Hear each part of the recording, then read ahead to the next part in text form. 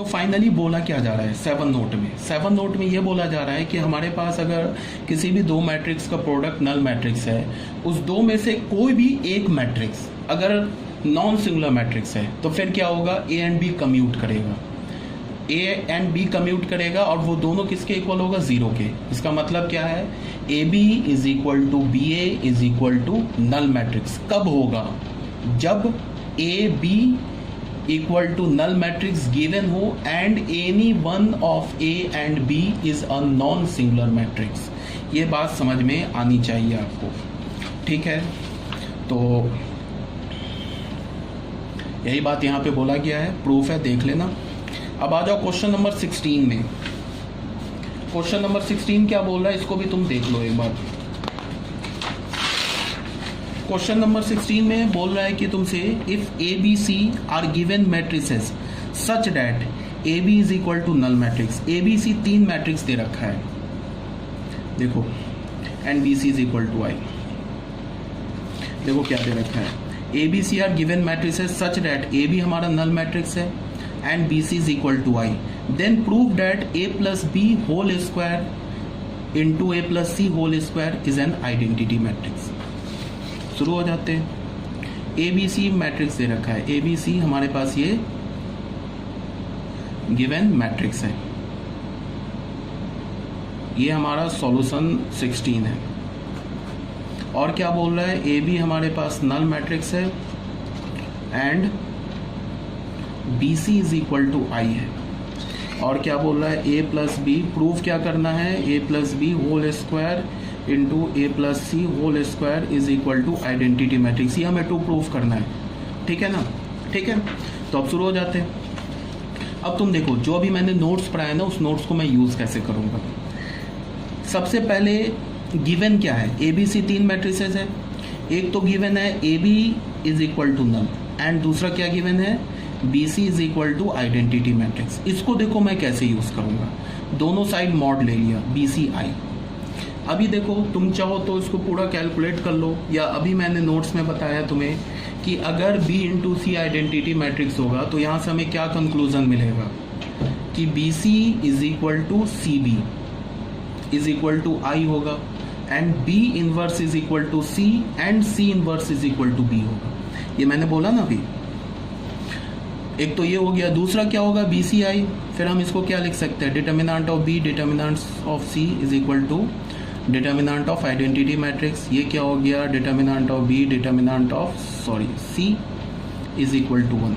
तो यहाँ से हमें क्या पता चल गया कि डिटर्मिनेंट B भी 0 नहीं है एंड डिटर्मिनेंट C भी 0 नहीं है, बिकॉज इनका प्रोडक्ट 1 हो गया। अब तुम देखो, अगर डिटर्मिनेंट B 0 नहीं है, यहाँ से मैंने क्या बोला, डिटर्मिनेंट B 0 नहीं है, तो यहाँ से क्या हो गया, B इनवर्स एग्जिस्ट करेगा, ठीक है।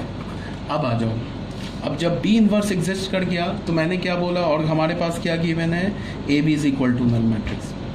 अभी मैंने एक नोट में क्या बताया था कि अगर ए बी, इससे जस्ट पहले वाले नोट में क्या बताया था कि अगर ए इंटू बी नल मैट्रिक्स हो और उसमें से कोई भी एक मैट्रिक्स नॉन सिंगुलर हो तो फिर दूसरा मैट्रिक्स नल होना चाहिए। तो तुम देख लो, ए बी नल मैट्रिक्स हो गया और बी मैट्रिक्स जो है वो नॉन सिंगुलर हो गया नॉन सिंगुलर। तो यहाँ से हम डायरेक्ट लिख सकते हैं ए नल मैट्रिक्स होगा 100%। आगे बात समझ में, या तो तुम इसको ऐसे प्रूफ भी कर सकते हो कि दोनों साइड डिटर्मिनेंट ले लिया, तो ये हो गया डिटर्मिनेंट ए डिटर्मिनेंट बी बराबर 0, सॉरी ऐसे नहीं, इसको ए बी बराबर नल मैट्रिक्स। अब हमने बी हमारा क्या है, का इन्वर्स एग्जिस्ट कर रहा है, तो बी से हमने दोनों साइड पोस्ट मल्टीप्लाई कर दिया, तो ये तो हमारा नल मैट्रिक्स हो गया। और इसमें एसोसिएटिव रूल यूज़ कर लिया, तो ए इंटू बी इनवर्स हो गया, ये नल मैट्रिक्स। तो ये क्या हो गया, ए आई नल मैट्रिक्स। तो यहाँ से हमें क्या पता चल गया, A is equal to null matrix. आगे बात समझ में।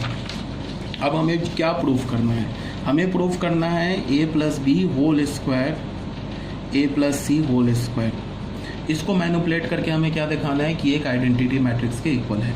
अब हमें क्या पता चल गया, ए हमारा एक नल मैट्रिक्स है, तो नल डाल दिया यहाँ पे, 0 plus B whole square into 0 plus C whole square is equal to, यहाँ क्या हो गया, बी स्क्वायर सी स्क्वायर। अब बहुत बच्चे यहाँ पे देखो गलती क्या करेंगे, इस बी स्क्वायर सी स्क्वायर को वो कैसे लिख देंगे, बी सी का होल स्क्वायर ऐसे लिख देंगे, जो कि गलत है। इन जनरल ये गलत है, ये ऐसे नहीं लिख सकते हो, समझ रहे हो बात को। इन जनरल तो फिर क्या सही होगा, ये मैट्रिक्स है, ये नंबर नहीं है। तो बी स्क्वायर ऐसे अगर तुम इसको बी सी का होल स्क्वायर लिखोगे तो भी आंसर सही आ जाएगा, बट किसी केस में किसी क्वेश्चन में गलत आ भी सकता है, ठीक है। तो इसको हम लिखेंगे कैसे, B into B into C ऐसे लिखेंगे। फिर इसको हमने क्या बोला, B into B C into C. अब बी सी किसके इक्वल है, आई के इक्वल है, तो क्या हो जाएगा, बी इंटू आई इंटू सी, तो फिर ये बी सी हो जाएगा। फिर बी सी किसके इक्वल, आई के इक्वल, ठीक है ना। तो हमें क्या मिल गया, A plus B whole square A plus C whole square is equal to B square C square is equal to I, hence proof हो गया। अब अगर कोई बच्चा बोलेगा कि मैं अगर इस बी सी स्क्वायर को ऐसे लिख दूं, बी सी का होल स्क्वायर, फिर इस बी सी की जगह मैं आई लिख के आई का होल स्क्वायर करके आई लिख दूं, तो इस केस में तो आंसर आ गया। बट ये जो लॉजिक है ना, यहाँ से यहाँ वाला जो लॉजिक है, ये लॉजिक गलत है। किसी क्वेश्चन में ऐसा हो सकता है कि तुम अगर ये लॉजिक लगाओ तो हमारा वहां से फॉल्स रिजल्ट मिल जाए, ठीक है। Because A square into B square can not equal to A B whole square. In general matrix में ऐसा नहीं होता है। तो A square into B square को आप क्या लिखोगे, A into B into B. अगर ऐसे करके तुम कैलकुलेट करोगे तो गलती कभी नहीं होगी। यहाँ तक बात क्लियर है। तो ये हमारा क्या हो गया, क्वेश्चन नंबर 16। ठीक है बच्चे, बस आज इतना ही रहने दो। थोड़ा मैं लेट हो गया किसी इंपॉर्टेंट वर्क से, तो ये भी जो हमने नोट किया है, ये क्वेश्चन क्या इंपॉर्टेंट था और काफ़ी कंसेप्चुअल था। मुझे पता है कई सारे बच्चों को डाउट होगा इसमें, थोड़ा मैंने फास्ट पढ़ा दिया है नोट को, तो कोई बात नहीं। आप करोगे क्या कि आपको जो कोई भी डाउट है वो आप मुझे, कल हमारी क्लास होगी तो कल भी पूछ सकते हो, और आप मुझे चाहो तो क्लास के बाद भी ना आप मुझे क्या व्हाट्सएप वगैरह करके अपने डाउट को क्लियर कर सकते हो, अगर कोई डाउट है तो।